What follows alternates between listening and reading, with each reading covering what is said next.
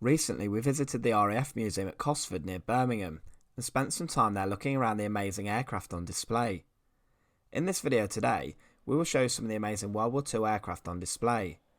In a later video, we will show you the more modern and Cold War aircraft that's also on display. Your support on the channel so far has been absolutely incredible. To support the channel, please subscribe. Upon entering the World War II hangar, you are first greeted by a Sopwith Pup. This aircraft was quoted as being one of the greatest flying machines of World War I when they first reached the Western Front in 1916. Apparently the name Pup was not very popular due to it sounding rather less intimidating. Near to this is the first of the Second World War aircraft. On display here you can see a Messerschmitt Bf-109. This plane has gone down in infamy as being the escort fighter of the German bombers that carried out the Blitz. This 109G variant would have been used to defend the Reich from the daylight bombing raids of the Allies. This Hawker Hurricane is a 2C model. It was the main aircraft of the fighter command during the Battle of Britain, where it was used by 32 squadrons between July and October of 1940. The pilots favoured its high manoeuvrability and rugged construction, making it a rather sturdy aircraft. The Hurricane saw action in Northern Europe, North America, and also in the Far East. We have created a number of videos on Spitfires over the past few months. If you haven't seen them, do check them out. This Spitfire is a Mark I Spitfire and is one of the oldest surviving examples of the Spitfire. The early aircraft would have seen much action in the sky, and later, Supermarine would adapt the Spitfire to make it even quicker. They did this by fitting new Rolls-Royce engines and also by tweaking the wings. Next up is the museum's Focke-Wulf FW190A8. During World War II, this fighter bomber was produced in a huge number. It was highly effective in combat below 7,000 metres due to the performance of its BMW engine. Over 19,500 were built.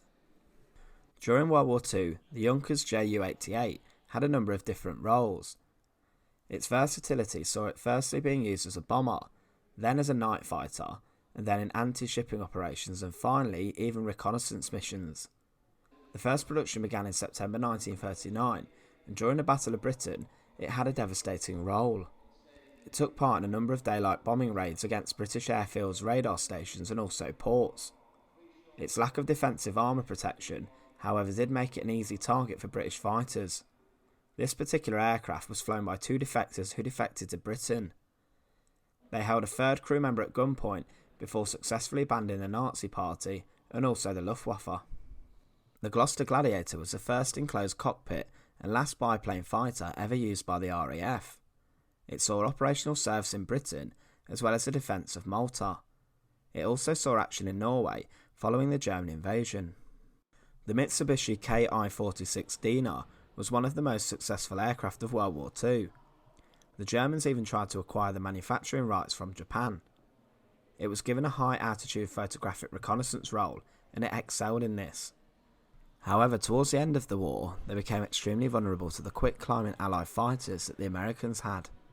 The Kawasaki Ki100 was one of the best Japanese fighters of World War II, even though it wasn't introduced until 1945.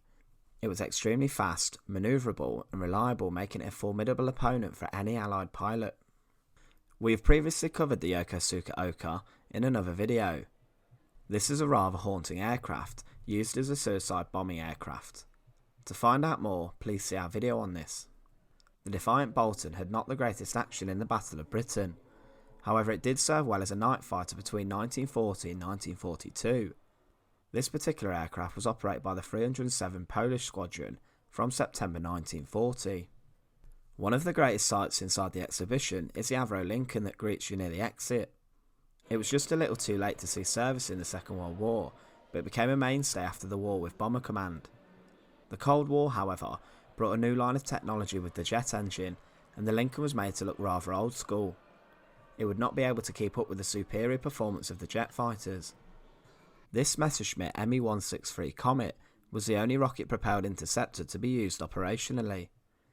It was used by the Luftwaffe in a desperate attempt to stop the Allied bombing towards the end of the Second World War. It did very little to stop the bombings of cities such as Dresden, and showed the defence of these cities to be rather futile. This aircraft is an unpowered auto-gyro kite that would have been used as an operational platform for the German U-boats. There was a report of a Fokker FA-330 spotting a Greek steamer in 1943, which led to its sinking.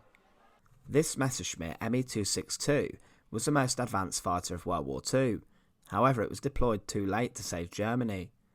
It was a formidable opponent for Allied pilots, being the only jet fighter in the world to see combat in World War II. If you were an Allied pilot, it would have caused you great shock. This great advancement would later be used by the Allies in post-war combat aircraft. We hope you enjoyed this video on the World War II aircraft on display at the RAF Museum at Cosford. Expect more videos to come from Cosford as we delve into the Cold War exhibition. Thank you for watching The Untold Past. To support the channel, please subscribe. Thank you once again for all your support.